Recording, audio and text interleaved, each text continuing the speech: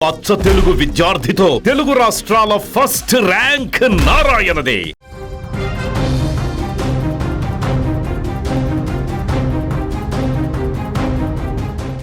Cinema స్టోరీని తలపించేలా పక్కా sketch plan ప్రకారం 800 కిలోమీటర్ల ప్రయాణం, క్షణాల్లో చేతివాటం ప్రదర్శించి మాయం. కట్ చేస్తే సీన్లోకి కాకీలు ఎంట్రీ ఇచ్చారు. తమిళ సూపర్ హిట్ సినిమా కాకీ తరహాలో ఖమ్మం పోలీసులు సరిహద్దులు దాటి మరీ వేటాడారు. రోజుల తరబడి శ్రమించి క్లూస్ వెతుక్కుంటూ వెళ్ళి కర్ణాటకలోని శివమొగ్గలో దొంగల గుట్టు రట్టు చేశారు. ఒక సవాల్ లాంటి కేసును ఖమ్మం పోలీసులు అత్యంత చాకచక్యంగా ఛేదించి నిందితులను కటకటాల్లోకి నెట్టారు. ఖమ్మం నగరంలో సంచలనం సృష్టించిన ఈ భారీ చోరీ కేసు వివరాలు ఇప్పుడు 2 రాష్ట్రాలలో హాట్ టాపిక్గా మారాయి. ఖమ్మం నగరంలోని ఒక ప్రముఖ బంగారు ఆభరణాల వ్యాపారి కార్తిక్ షాప్లో మే 20వ తేదీన ఒక భారీ దొంగతనం జరిగింది. ఎవరికీ ఎలాంటి అనుమానం రాకుండా అత్యంత సులభంగా లోపలికి చొరబడి 2 కిలాడీ దొంగలు నిమిషాల వ్యవధిలోనే 50 లక్షల విలువైనటువంటి 200 గ్రాముల బంగారం, అలాగే 4 కిలోల వెండి ముద్దలను దొంగలించారు. ఇక ఆ తర్వాత పక్కాగా ప్లాన్ చేసుకున్నటువంటి బైక్ పైన అక్కడి నుంచి ఉడాయించారు. బాధితుడు కార్తిక్ ఇచ్చిన ఫిర్యాదుతో ఖమ్మం 3 టౌన్ పోలీసులు రంగంలోకి దిగారు. ఈ కేసును ప్రతిష్టాత్మకంగా తీసుకున్న Khammam police commissioner IPS Sunil Dutt case ఛేదన కోసం 6 సభ్యులతో కూడిన ఒక ప్రత్యేక స్పెషల్ టీంను ఏర్పాటు చేశారు. ఈ స్పెషల్ ఆపరేషన్లో రంగంలోకి దిగిన పోలీసులు టెక్నాలజీని నమ్ముకున్నారు. నగరంలోని వందలాది సీసీటీవీ ఫుటేజీలను నిశితంగా పరిశీలించారు.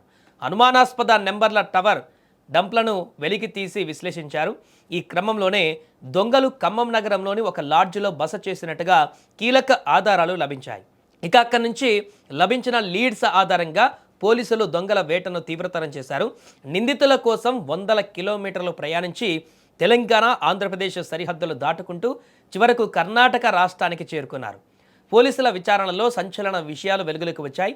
ఖమ్మంలో చోరీకి పాల్పడిన 2 సదరు దొంగలు కర్ణాటక రాష్ట్రంలోని శివమొగ్గ ప్రాంతానికి చెందిన అన్నాదమ్ములుగా పోలీసులు గుర్తించారు. అక్కడ స్థానిక పోలీసుల సహకారంతో ఖమ్మం స్పెషల్ టీం ఎంతో కష్టం మీద ఈ నిందితులను అదుపులోకి తీసుకుంది. ఈ ముఠా హిస్టరీ చూసి పోలీసులే విస్తుపోయారు.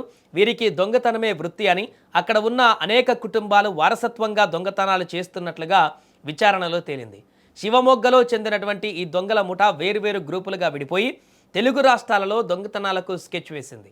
అందులో భాగంగానే తెలంగాణకు వచ్చి ఖమ్మం, నల్గొండ ప్రాంతాలను టార్గెట్ చేశారు.